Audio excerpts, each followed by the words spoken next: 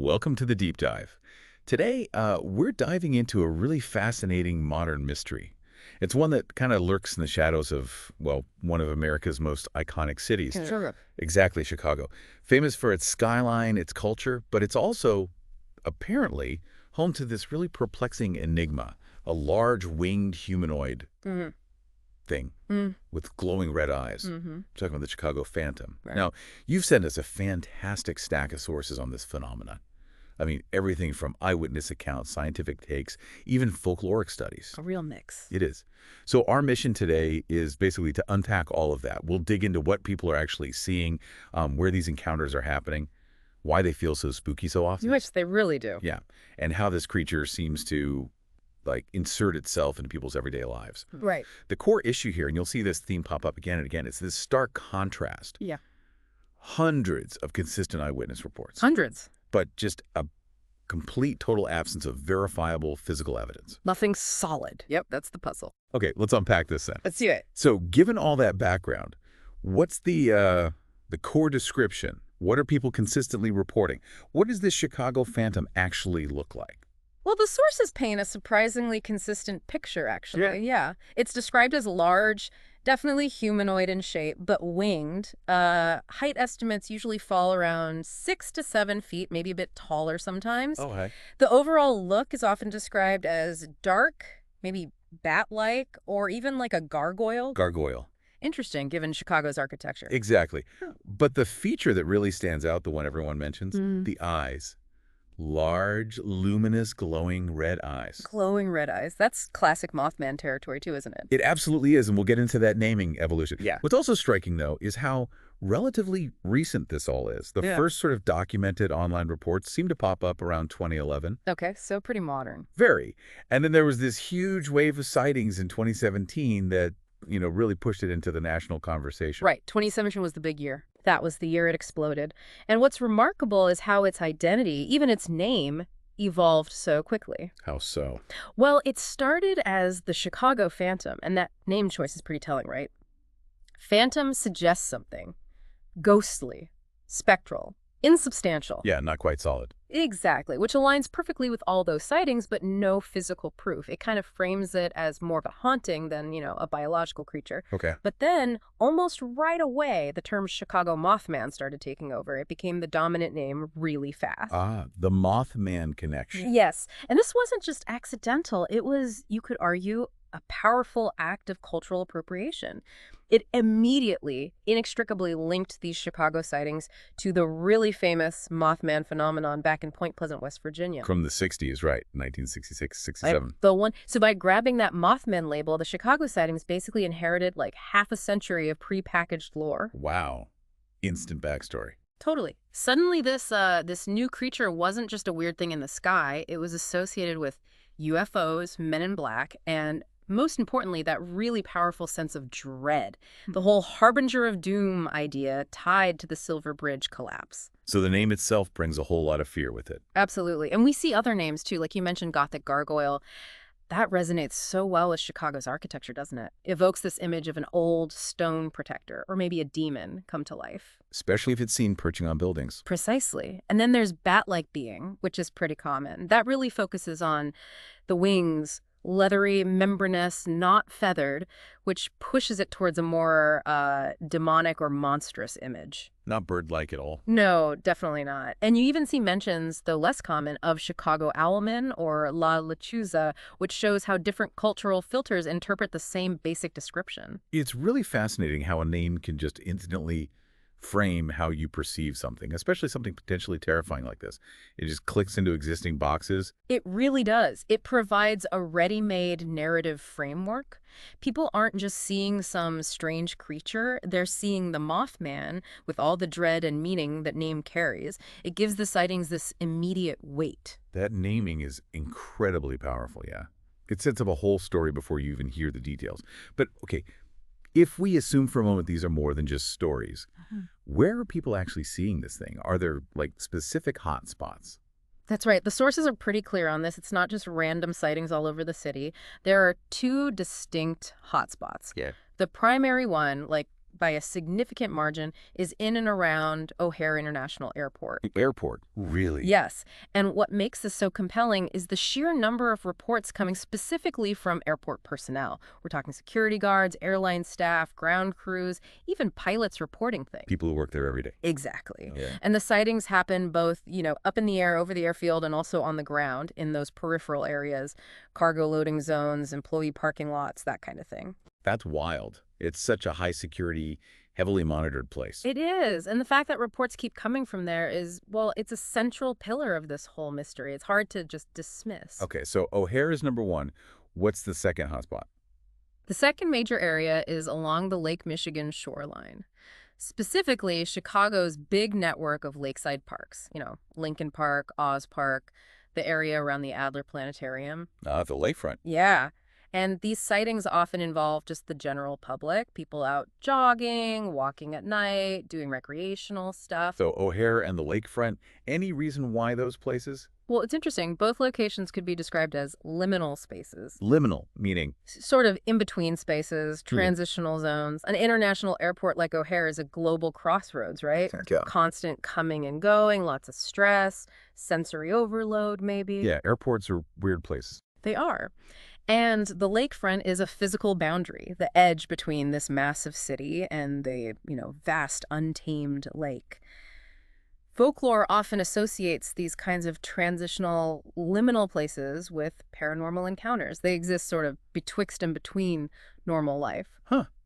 So the place itself might contribute somehow. It's possible. Yeah. The idea is that these zones, with their unique psychological pressures or perceptual ambiguities, might be places where unusual experiences are more likely to occur or be interpreted as unusual. So these locations aren't just where it could be, but maybe places that make us more likely to perceive something strange, like setting a mental stage. That's a good way to put it. Your brain's already dealing with a lot in those environments, right? Maybe that heightened state makes it more open to interpreting ambiguous things in, surprising ways. What's really noticeable is how this creature seems to just integrate into these really dense urban spots. Yeah, it's not out in the woods somewhere. No, it's right where people are living and working. And how does it, access people? How is it seen so close up in the city? Well, even though it's mostly seen flying, witnesses frequently report it interacting with the ground level, the terrestrial environment. Oh, really? Like landing? Yeah, or perching.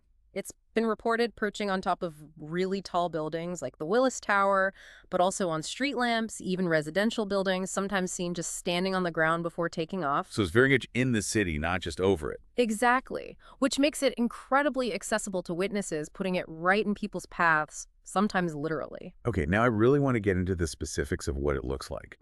What are the key features that keep coming up in these accounts, and what makes them so, spooky? Okay, so the core profile, pretty consistently, is something tall, 6 to 10 feet, slender, but described as having a muscular humanoid build. Humanoid, but with wings. Right. And the wings are definitely one of the most dramatic features, after the eyes, of course. They're described as massive, huge wingspan, maybe over 10 feet. 10 feet, that's enormous. It is. And crucially, the sources are very consistent on this. The wings are leathery, membranous, bat-like. They are not feathered like a bird's. Okay. That detail matters. It really does. There's even one really vivid account where a witness said they first thought they saw someone wearing a long coat, and then it just unfurled into this enormous set of wings. Whoa, okay. That definitely adds to the spookiness. Less natural, more monstrous. Exactly. And then you have the eyes, which are honestly the most prominent, most consistently reported, and probably the most terrifying feature. The glowing red ones. Yes, described as large, luminous, and glowing with this intense red, or sometimes people say orange, light. And what's really significant here, witnesses often insist it's not just reflection, like animal eye shine. Right, like catching headlight. No, they describe it as an active, self-generated light source, which is incredibly Okay, yeah, that definitely ramps up the fright factor. Yeah. What about how it moves or sounds? Its flight is often described as, exceptionally powerful, agile, but also unusual. Not like any known bird or bat. People talk about this strange swooping motion, kind of undulating up and down. Uncanny. Very. Adds to the otherworldly feel. And sounds. But that's a bit inconsistent. Many reports say it was completely silent, which is pretty phantom-like, right? Eerie. Yeah. But other reports, especially closer encounters, mention a rapid chirping or clicking noise, and some mention a really deafening, terrifying screech. Okay, so beyond just, existing and looking creepy, what does this thing do? What stands out to you about its interactions with people, especially given how accessible it seems to be? Right. So while a lot of sightings are passive, someone sees it fly overhead or perched way off on a building. Distant observations. Exactly. But there's this substantial and frankly much more alarming group of reports that detail direct, sometimes hostile interactions. Yeah. These are usually the close-range encounters, and they're absolutely why this thing has such a terrifying reputation. Okay, like what kind of interactions? Well, for instance, there are multiple reports of it charging and swooping. Witnesses describe it making this direct, high-speed charge right at them, only to veer off at the very last second. Ooh, that would be terrifying. Absolutely. There's one really harrowing account from a postal worker at an O'Hare facility.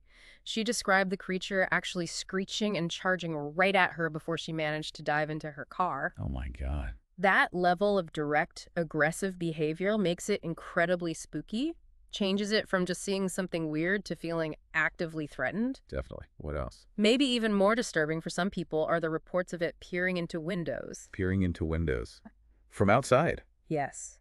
The accounts describe the creature hovering or maybe clinging to the side of a building to look into an apartment window, sometimes several stories up. Yeah. There's a specific early report from 2011. A student at University of Illinois, Chicago, described seeing glowing red eyes peering into their third-story apartment window, said it induced complete and total terror. I can only imagine. That feels so deliberate, so invasive. It does. It implies this really unsettling curiosity about what humans are doing. And it certainly shows how it can access residential spaces, getting right up close. That's deeply creepy. Are there reports of actual physical contact? There are a few more extreme reports, yeah. Things like it dropping onto the hood of a car. And there's at least one alleged incident in Petrovsky Park where it supposedly physically attacked a couple, though details on that are scarcer. Wow. Okay, so it ranges from just being seen to active intimidation to alleged attacks. It does, and there seems to be this curious pattern where the level of aggression often escalates based on how close the encounter is. The closer it gets, the scarier its reported behavior. Which could mean? Well, it might suggest that maybe this isn't just a straightforward zoological chart of behaviors. Maybe it's more like a map of human anxiety. The closer the ambiguous threat gets, the more our minds project agency, maybe even malevolence, onto it. It's hard to imagine the terror of that postal worker, though. Having something screech and charge like that. Is there another account that really sticks with you, puts you in the witness's shoes? There was one report I recall where someone didn't describe being charged, but said it felt like the creature was watching them from a distance, almost studying them. That has a different kind of chilling effect, doesn't it? More psychological. Yeah, absolutely. The sheer terror in these close encounters where it feels like it's deliberately interacting with you, that seems to be the consistent theme. Definitely. It's one thing seeing a shape far off. It's totally different having those glowing red eyes staring back at you from just outside your window. Right. Now, we have to acknowledge the sheer number of these accounts. You said over 150 detailed reports, often from people you generally consider reliable, like airport staff. That's right, and that testimony is the bedrock of the whole phenomenon for many people who believe in it. Then we hit what our sources call the evidence paradox. Exactly. All these stories, all these witnesses, but a near total lack of physical proof.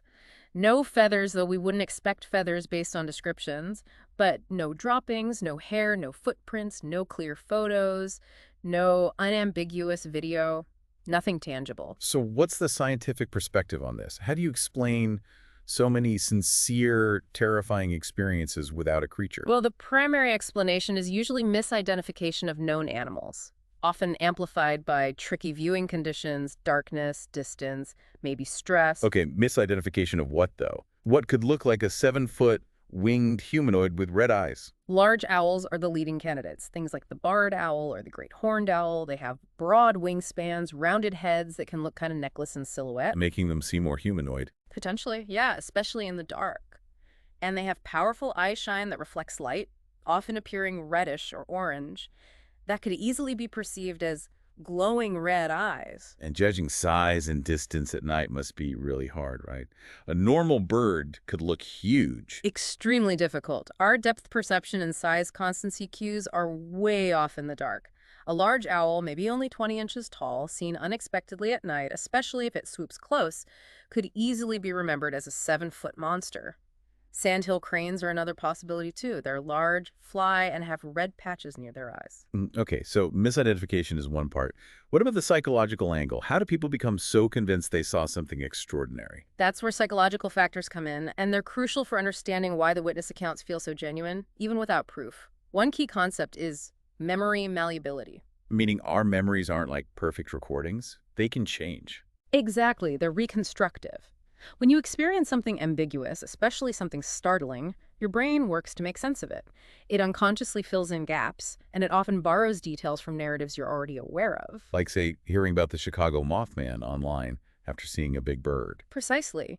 Your memory of the event might subtly shift to incorporate those Mothman-like details, the glowing eyes, the specific shape. Then there's pareidolia. Ah, seeing faces in clouds, that kind of thing. Exactly that principle. Our brains are hardwired to find meaningful patterns, especially faces or human-like forms, even in random or ambiguous stimuli, in low-light, high-anxiety situations. Seeing a vaguely humanoid shape in shadows or a flapping bird becomes much more likely. So misidentification, plus our brains trying to make sense of it, maybe filling in blanks with existing scary stories. Pretty much. And often this creates what some call a 14 feedback loop. Someone has an ambiguous sighting, they search online, find sites about the Chicago Phantom or Mothman, maybe submit their report. That report gets published, which primes other people. Then more ambiguous sightings happen, and they get interpreted through that same specific narrative lens. It becomes a self-reinforcing cycle. Exactly. The narrative itself starts to generate its own kind of evidence through these psychological and sociological mechanisms. So this really raises that key question for you, the listener. If it's probably not a literal monster, why are so many people having such genuinely terrifying experiences? This approach respects that subjective certainty, that real fear the witness feels, Absolutely. while still staying grounded in what we know about cognitive psychology. It's less about saying people are lying or crazy, and more about understanding how our brains actively construct our reality, especially under stress or ambiguity. That's right. Our subjective experience can be powerfully shaped by existing stories and biases, even if the initial trigger was something completely ordinary. This whole phenomenon, it feels like it's tapping into something much older than just 2011, doesn't it? Yeah. How does the Chicago Phantom fit into, like, the bigger picture of folklore and myths? Oh, absolutely. It doesn't exist in a vacuum at all. Yeah. The strongest, most obvious parallel is the Point Pleasant Mothman. We keep coming back to that. Because the similarities are so striking. Large, winged humanoid, glowing red eyes, concentrated sightings or flaps, that feeling of intense dread. The Chicago sightings are widely seen as a continuation, maybe a resurgence, of that original archetype. So it's like Mothman Chapter 2. In a way, yes, but the connection goes even deeper locally, in Illinois itself. The state has its own historical Piazza bird. Piazza bird. Yeah, it's this ancient, supposedly terrifying winged monster that was documented by explorers way back in 1673 on cliffs along the Mississippi. So there's this deep-seated historical and cultural precedent for a creature like this in that region. It provides a local mythological hook for the modern story. Ah, I didn't know about that one. And then there's that gargoyle comparison we mentioned earlier. Right, with the architecture. Exactly. Chicago's neo-Gothic buildings provide this constant visual reference point. So the idea of an ancient stone-like protector or demon come to life is a really readily available, powerful way to explain seeing a dark winged shape perched on a building at night. It fits the urban landscape perfectly and definitely adds to the spooky vibe. It makes the myth feel grounded in the city itself. It does. And then you have broader cross-cultural comparisons, things like the Owlman of Monon in Cornwall, or La Lechuza from Hispanic folklore, which is often a shape-shifting witch appearing as a giant owl. So scary bird people are kind of a universal thing. The archetype of the ominous winged figure, the scary night birdman, seems pretty universal, yeah. So whether you call it Mothman, Owlman, Lechuza, Piazza bird, even maybe an angel of death in some contexts. Cultures often give these winged figures significance beyond just being animals. They're messengers, omens, something more. The Chicago Phantom just fits right into that mold, doesn't it? Yeah. It feels like the latest chapter in this long, long history of winged wonders that both fascinate and terrify us. It really does slot neatly into that tradition. Okay, so wrapping this up. From those terrifying red eyes staring into apartment windows to all those consistent sightings around a major international airport like O'Hare, Yeah. our deep dive into the Chicago Phantom really reveals this phenomenon that it blends these incredibly intense, subjective eyewitness experiences with some really fascinating psychological patterns and deep folkloric roots. It's a truly compelling modern urban legend. Absolutely. And ultimately, I think the enduring enigma here, the thing that keeps people talking about the Chicago Phantom, is that stark contrast we started with, the compelling human testimony on one side and the profound lack of physical evidence on the other. And that really raises an important question, not just about this specific creature, but maybe more broadly. What does the persistent presence of something like the Chicago Phantom tell us? Not just about what might be in the skies over Chicago, but maybe more about our own collective anxieties, our fears, and perhaps our enduring human need for mystery, even in a world that feels saturated with information.